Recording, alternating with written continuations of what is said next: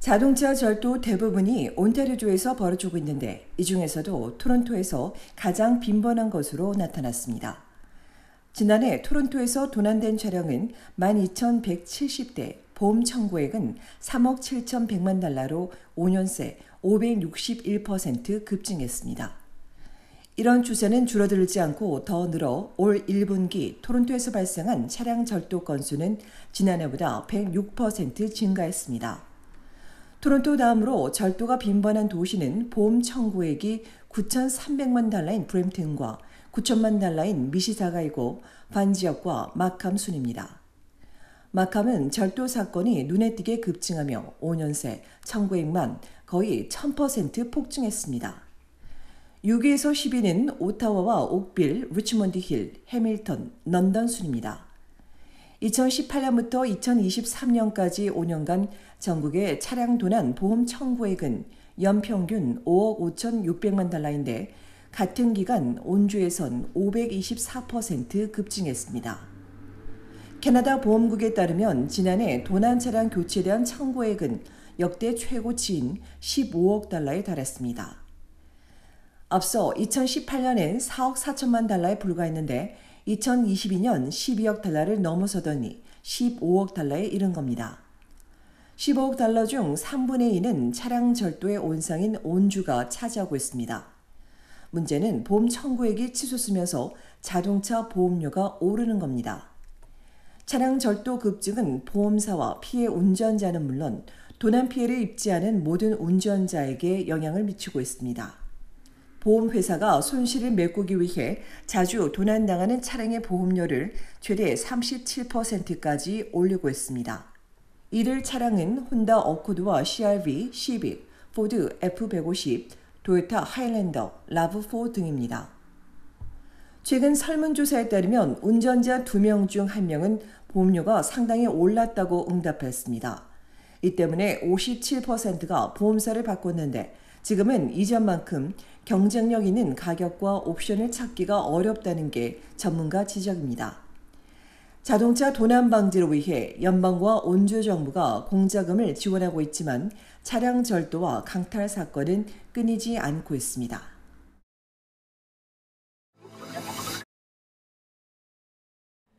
연방중앙은행의 기준금리 인하에 대한 영향을 살펴봤습니다. 우선 변동 모기지와 주택담보신용대출자는 당장 지불액이 줄어듭니다. 예를 들어 65만 달러에 5.95% 5년 변동 모기지 대출자라면 한 달에 4,157달러에서 4,061달러로 100달러가 줄면서 연간 1,152달러를 덜 내게 됩니다. 10만 달러당 15달러가 줄어드는 셈입니다. 고정 모기지는 기준금리가 아닌 채권시장 상황에 따라 결정됩니다. 라인 오브 크레딧 대출자는 약간의 비용 절감 효과를 볼 수 있는데 이에 반해 저축 상품에 대한 금리는 내려가기 시작할 걸로 예상됩니다. 이 전문가는 지금이 고객 유치를 위해 높은 금리를 유지하는 소규모 은행이나 디지털 은행, 신용조합을 비교해 볼 때라고 조언했습니다. 주택시장에 대한 기대치가 커지는 가운데 앞서 1월 1,500명을 대상으로 한 설문조사에서 응답자의 23%는 금리가 4% 밑으로 떨어져야 집을 살 것이라고 답해 지금 당장 움직이지는 않을 것으로 보입니다. 또 18%도 4.5%에서 4%는 돼야 집을 살 것이라고 응답했으며 금리가 0.25%포인트만 내려가도 집을 살 것이라는 응답은 10%로 나타났습니다. 이 업계 관계자들은 억눌린 수요가 분명하고 추가 금리 인하 전망도 나온 만큼 올여름 주택시장이 예상보다 더 바쁠 걸로 전망했습니다. 다만 주택 투자자들은 앞으로 1년 반 정도 더 기다릴 걸로 예상됩니다. 내 집 장만이 필요한 구매자와 달리 투자자들은 3% 금리를 희망하는 것으로 알려졌습니다.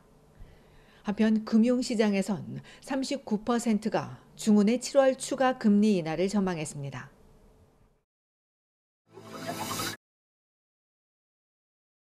온타리오주 토론토 대중교통위원회 노조 파업이 내일로 다가왔으나 양측 협상이 교착 상태에 빠진 것으로 알려졌습니다. 오늘 오전 노조는 단체 협상을 위한 교섭은 무기한 진행되겠지만 오늘 자정까지 이견을 좁히지 못한다면 정해진 대로 내일 파업에 돌입한다고 밝혔습니다. 노조가 고용 안정 등 핵심 사안에 대한 진전이 없다고 밝혀 파업 가능성을 높이고 있습니다.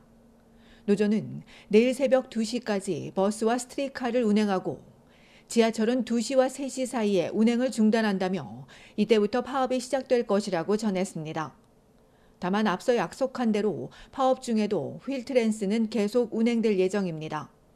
오늘 오후 2시 20분까지 협상에 대한 발표가 나오지 않은 가운데 시는 여전히 타결될 가능성이 높다고 보고 있습니다. 노조의 파업이 시작되면 지하철과 버스, 스트리트카가 운행되지 않으면서 교통 대란이 현실화됩니다.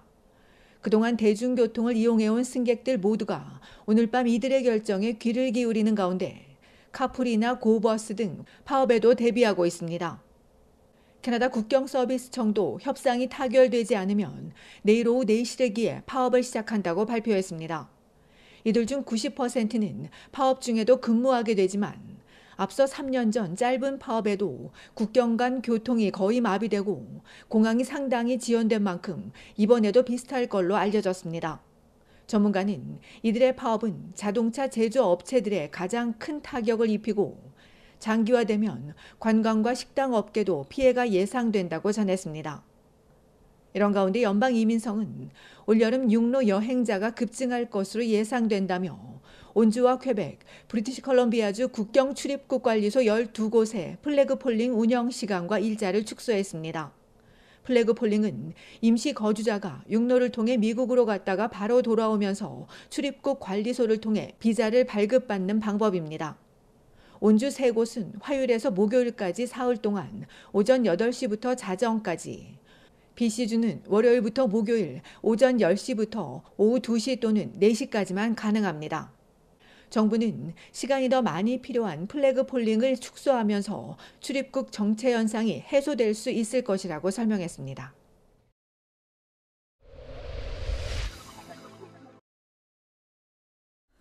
오늘 새벽 5시 15분경 온타리오주 토론토 서쪽 휴잇 애비뉴 인근 론센스 파이스 애비뉴에서 남성 보행자가 뺑소니 차에 치여 그 자리에서 숨지는 사고가 발생했습니다.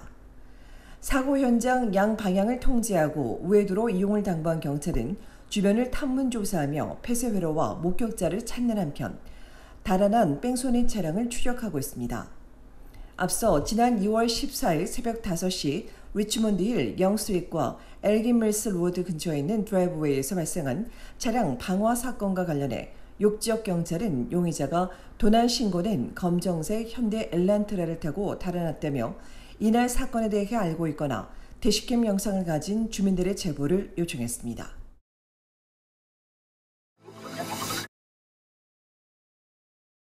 온타리오주 토론토 서쪽 렉스데일 지역의 한 고등학교 근처에서 발생한 총기 난사 사건의 피해자가 1명 더 늘었습니다.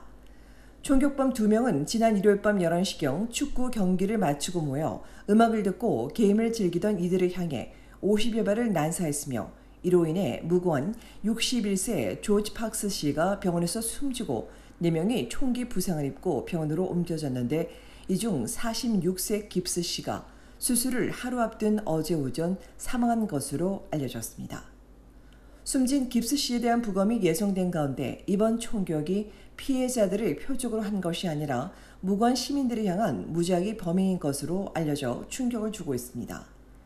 한편 살인사건 전담팀이 달아난 총격 용의자 2명을 추적 중에 있으며 용의 차량과 일치하는 트럭은 앞서 월요일 새벽 사건 현장에서 4km 떨어진 지점에서 압수된 것으로 전해졌습니다.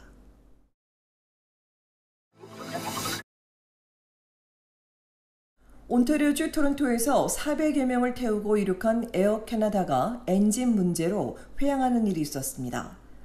어제 저녁 8시 46분 출발 파리행 보잉 777편이 이륙 후 엔진 문제를 보이자 사고기를 돌려 9시 50분경 토론토 피어슨 공항에 안전하게 착륙했으며 공항 대응 차량의 검사를 받은 뒤 게이트로 이동했습니다.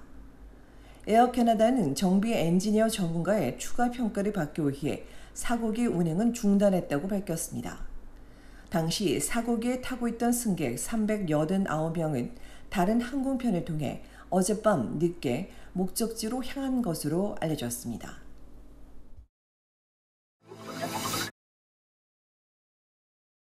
연하마틴 연방상원의원이 발의한 10월 한국문화유산의 달 지정안이 채택됐습니다.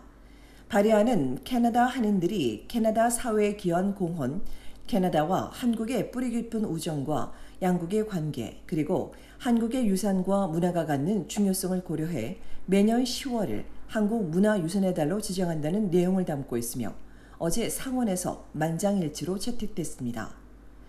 2017년 온타리오 주정부가 10월을 한국문화유산의 달로 제정한 데 뒤인 것으로 마틴 의원실은 캐나다 역사에서 캐나다 한인 사회의 중요한 이정표가 된 것이라고 전했습니다. 한인들이 캐나다에서 많은 것을 인내하고 성취해왔다는 마틴 의원은 문화유산의 달 지정을 통해 문화적 다양성과 문화적 자부심을 고취하는 건 물론 개인들이 그들의 문화유산이 더 넓은 규모로 인정되고 기념되는 것을 보면서 공동체 안에서 자부심과 소속감을 갖게 되고 정체성을 확인하는 데도 기여할 것이라고 강조했습니다.